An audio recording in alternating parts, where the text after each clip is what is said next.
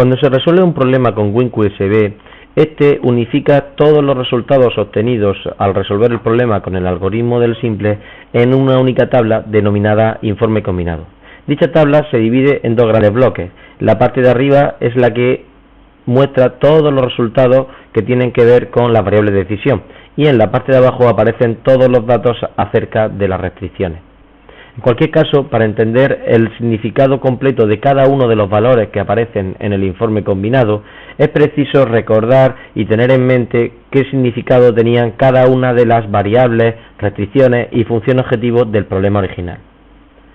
Por todo ello, vamos a recordar que nosotros estábamos intentando resolver el problema de la carpintería.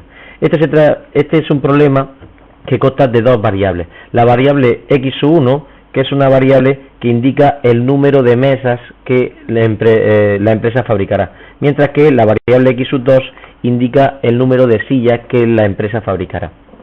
Por otra parte, la función objetivo 7x1 más 5x2 indica el beneficio que obtendrá la empresa, ya que 7 es el beneficio que se obtiene por cada una de las mesas fabricadas y 5 es el beneficio que se obtiene por cada una de las sillas fabricadas. Por otra parte, las restricciones, la primera, 4x1 más 3x2 menor o igual que 240, es la restricción que indica el número de horas de la sección de carpintería disponible, que son 240 horas. Por tanto, 4x1 más 3x2 indicaba el número de horas de carpintería que la empresa utilizará, y 240 el número máximo de horas de carpintería de las que dispone la empresa. Del mismo modo, la restricción 2x1 más x2 menor o igual que 100 es una restricción que indica el número de horas disponibles en la sección de pintura, es decir, 100, y por tanto 2x1 más x2 indica el número de horas de la sección de pintura que dispone la empresa. Con todo ello, si volvemos al problema original, podemos observar que WinQSB proporciona como valor óptimo de la variable x1 el valor 30. Esto significa, por tanto, que la empresa debe fabricar exactamente 30 mesas.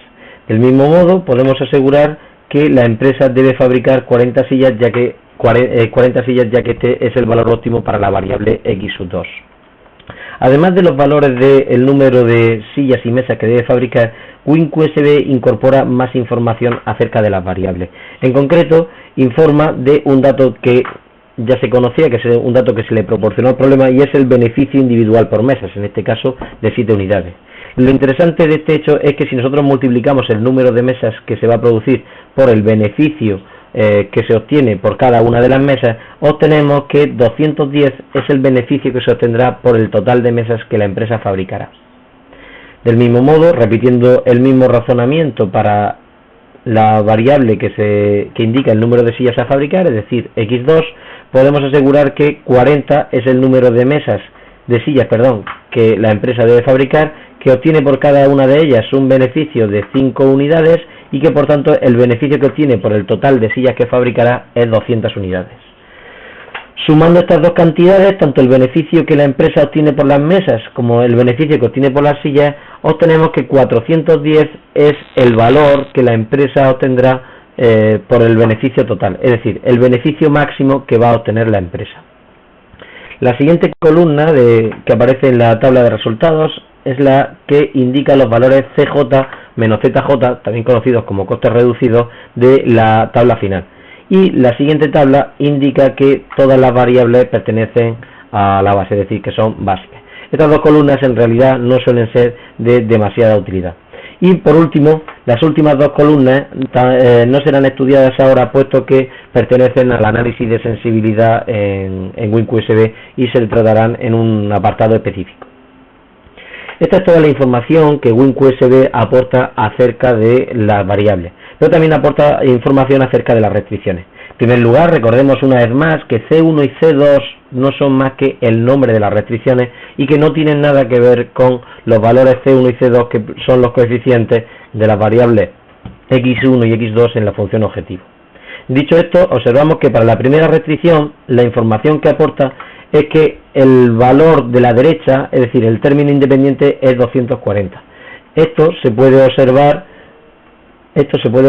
en el problema, puesto que a ese valor que se refiere a la derecha es este 240 que ha sido señalado, es decir, el término independiente. Recordemos que 240 era el valor máximo de horas disponibles para el problema, de horas disponibles de carpintería.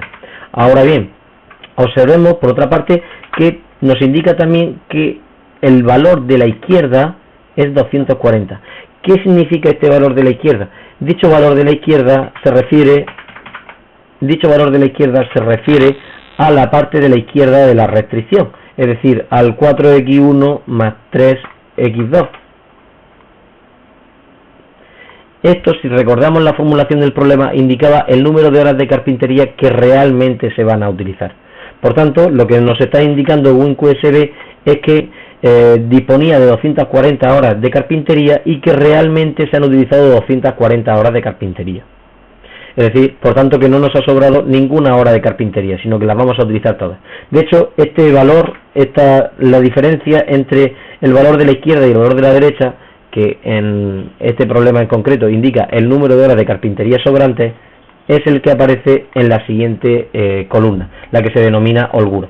Esta columna siempre mide la holgura entre la parte de la izquierda y la parte de la derecha de la restricción, y su significado siempre depende del concepto de cada una de las restricciones, es decir, el significado de la restricción concreta. En este caso, puesto que 240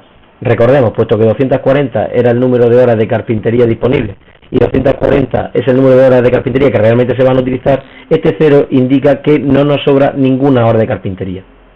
El mismo razonamiento se puede aplicar para las horas de la sección de pintura.